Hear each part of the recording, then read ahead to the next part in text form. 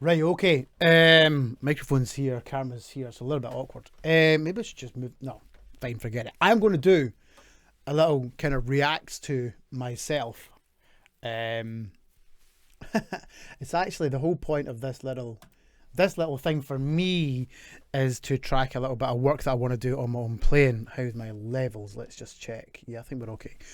Um, I'm at a funny stage in my playing just now where I'm dealing with the degree of inaccuracy. I think I might have commented on this on the update channel video that I just did, and everything feels generally quite good. I would say probably the most secure and strongest I've felt for a long time in terms of sound and just strength and stamina, etc. However, there's been quite noticeable for me. There's been quite a tail off in accuracy, and that's something I want to kind of catalogue and track for myself. I suppose you guys are coming along for the ride. You folks, rather, are coming along for the ride. So what does that mean in terms of inaccuracy? Well, it means literally attacking a note. So let's see. I don't have. I'll switch that microphone on. So a B flat. Oop. Quite there, okay?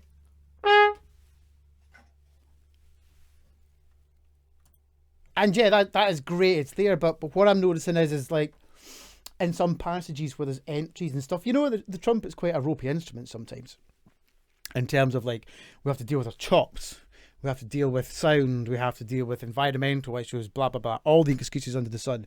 I'm sure as trumpet players we've got more than most. However, wanting to try and address this because I did used to have a high degree of accuracy.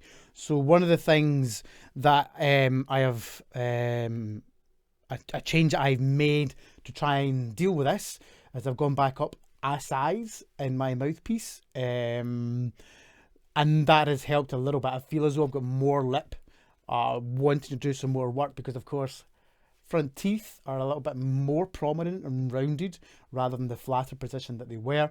So that's something that, in my mind, the best way I can deal with that is to have a slightly bigger setup. And really, that's the main change that I've made. But what I am doing with this content for myself is to try and just track a little bit of work that I'm doing. And today we're starting off with the warm-up routine that I do. Now, I've just recorded that for myself in its entirety.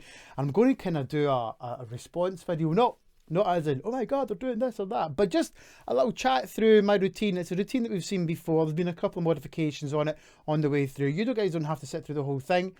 I think the whole thing in its entirety is about 20 minutes. That will be edited down. But then I'm going to come back later on today once I've changed out my gym gear as well. And we will look at my next practice session. That'll be content as well that we have visited before in terms of my reset procedure that I use from Schlossberg or based on some Schlossberg material. And we'll dive into that. And then I'm going to maybe get another one later on today and gradually just build a process in terms of like, well, let's try and get back to a place where every time I go for a note or I want to play a note, that's the note that comes out. Anyway, so what we'll do is I'm going to get this playing up here. It'll all be rather seamless once it's all been edited together. So I've already done some lip flapping with this, and what you'll see me doing now is the standard pencil routine, and I usually try and give myself about 30 seconds on and between 20-25 seconds off. It's a nice kind of balanced ratio, and depending on how much work that I have managed to get done, then or prior to a practice session or such, then I will vary it between 3 or 4 or 5 times. So this in itself probably takes around about anywhere from 3 to 5 minutes as part of what's going on. So once I've done the pencil technique, and incidentally I use the pencil technique where I am gripping in front of my teeth. The embouchure is the only thing that's actually sustaining the pencil with the compression behind the embouchure. Okay, so moving on from here, we go into the William Adam based lead pipe routine. I did a video on this when I was on tour with Alan Cumming, and it was really quite echoey. I'm not going to go through the full routine here for this video. That video is staying up because I think the content is great. It works fine. Yeah, it's a little bit echoey, but to be honest, you'll get the idea of it. So this routine in itself, again, takes anywhere between 7 and 10 minutes. And really, the basis of moving on from the lip flap to the pencil technique and then onto this lead pipe type exercise. This is a very lead pipe exercise, of course, so we're progressing throughout the register. Is this idea of engagement of sound and engagement of flow? I'm really not thinking too much about trying to make a note at this point in time. This is, again, from the point of view that trumpet playing is a little bit more of a marathon rather than a sprint. When I get to the end of this exercise, I always like to push up to see how high I can go with as little effort as possible, and I do that by using the tongue arch essentially, and that's it. Just seeing where with the support and the lead pipe and the tongue arch and the compression from the corners, etc., how quickly things are ready to respond. And by the end of this exercise, incidentally, probably up around about on a C, maybe an F if it all goes right without actually playing a note yet, with minimal effort. Okay, so moving on.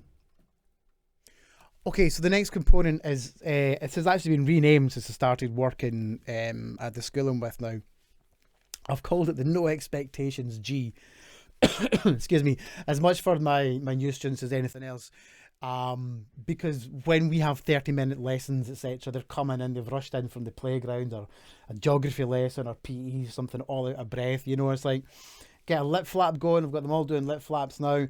But I've been using this or something like this for quite a while, where essentially the first thing you do on an instrument, you might want to just make a sound. Maybe you don't want to do pencil technique or lead pipe, whatever.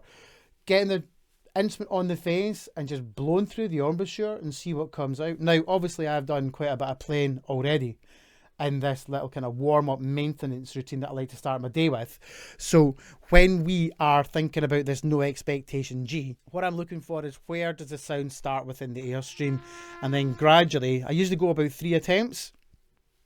First one is like, well, what's going to come out? It could be a G, it could be a C, high or low, and then once we do get a sound, then we try and get that in a G because it's a nice place to start in the range of the instrument.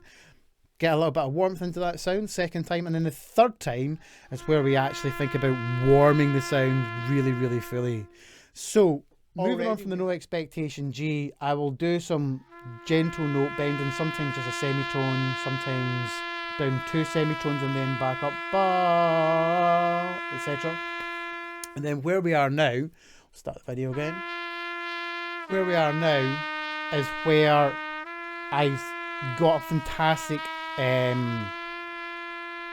as a warm-up, really, a warm-up technique or an idea from Gerard Presenter. So I'm not going to share all of this because that's his thing here, but the idea, again, about blowing through the embouchure and having the trumpet respond is a key component of this exercise.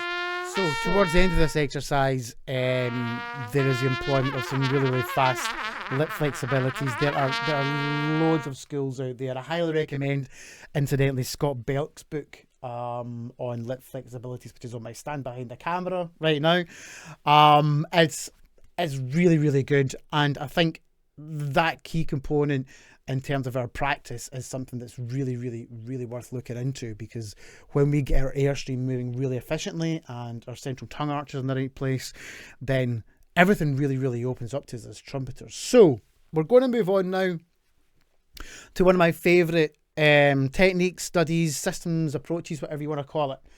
And this comes from the school of Laurie Frink, and it is the integrated warm-up. Now, I've done a whole bunch of stuff on the integrated warm-up, so we're not going to spend too long going over this, other than just really to comment on what I'm actually doing with the integrated warm-up. When I do the initial phase of the semi-quaver runs, I double them just to get a little bit of a feeling of flow going, and then alternately I'll add in jazz tonguing just to get the articulations happening. It's not always as clean as I like, but I'm trying to blow through everything and really just get everything to respond to the airstream, which is already in place from the previous work that I've done. So this will continue all the way up through the full integrated warm-up. We've got the integrated warm-up bends here. I sometimes join a few together skip stages essentially. And what I do with integrated warm up, rather than really break down every individual component, not break down every component, play every part or only focus on a part, I've built the full integrated warm up into a more condensed format. So I'll use the semi-quaver opening part of every section, but I'll condense them together rather than doing like 4 individual parts. I've got 3 individual parts. I don't do all of the integrated flexibilities and bends. And in terms of the noodles and the lip slurs, the fast component parts, I only really do the first section and second section for a specific reason. So let's see if I jump forward a little bit. Oh, incidentally, using the metronome component or assistance for the integrated warm-up, note bends is highly important. It's like using the foot tap and the metronome as well for carousel. It gives you a focal point to really aim and connect your ear to.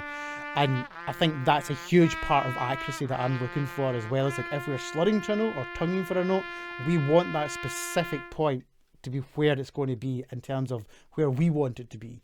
That really frees up the musicality that we're thinking about.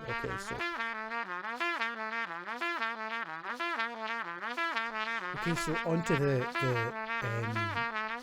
fast flexibilities and noodles. This is kind of going back to the fast flexibilities that were the end of the study that Gerard taught me, and it's this same idea about trying to override the mechanical nature of the instrument and blowing through the embouchure and not giving the trumpet a choice. It's going to do what it's going to do because you're sending that information through your embouchure. And again, depending on how large the intervals are that you're using, then that'll be easier or harder. You may have to go slower. You may have to really take your time and think about all these components that you're trying to match up. Our tongue shape, our airspeed, our embouchure strength, etc. So here we are moving on to the next set of chromatics. So we're going to jump ahead quite a bit now towards the end of the Franck exercises. Okay, so we're at the highest set of the chromatics here. And like I said, so I generally alternate them. Oh, it's so messy. And believe me, I do spend time actually trying to get them right. Just bear with me on this. In terms of just getting this flow happening, I'm not massively fussed about getting them right just now because it's part of the warm-up maintenance routine.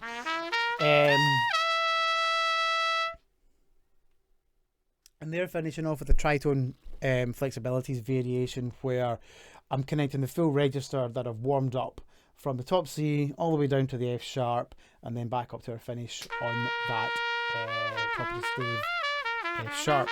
So the next part is going to be a lip flexes variation, which is pretty much, I suppose, based on Collins. I expand the flexibility, so the first one on C, you'll hear I'll finish off with just a 2 octave flexibility with a little bit of I don't really think of it as a tongue trill. Sorry, a lip trill. I think of it more as a tongue trill in terms of trying to get these notes to happen. Anyway, let's check this out.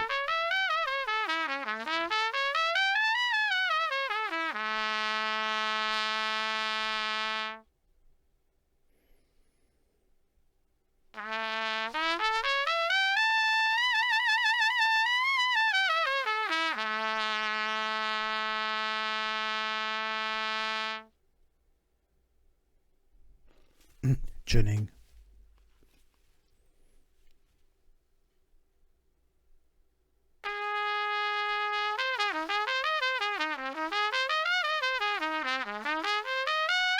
So this sequence continues all the way down to all 3 vowels, and as I expand through this, so when we get to the end, so that was just over 2 octaves, we get to the end, the F sharp will go all the way up to C sharp on all 3 vowels, and that'll pretty much be it. So where do I feel after this on a daily basis, I suppose? On a daily basis, once I've done this routine, I feel as though I'm ready to go. It's way more than a warm-up, you know? could probably get the trumpet out of the case, blow a few notes, some of those no expectation Gs, and you'd pretty much be ready to go from there. This is a warm-up maintenance routine where I try and build a little bit more extra work into what I'm doing, with in mind that when I come back, I've already done a little bit of work. So I can go away now, get some lunch, get out of the gym clothes, and pretty much be ready to come back and do a session, which, like I said, is going to be some of the Schlossberg material. So I hope you have enjoyed that. And I'm not entirely sure if these are all going to be part of the one video or if it is going to be sections. Look at the timer now. It's going to be about probably one video because this is going to be 20 minutes long. Maybe I'll tag on the Schlossberg to this. I don't know. Maybe we'll keep that in the edit. I don't know. Anyway, that's all for now, folks. Or it might be. I don't know. I'll have to edit this if I don't. And as always, stay safe, stay smart. Don't forget to practice. And I'll see you soon. Cheers. Bye.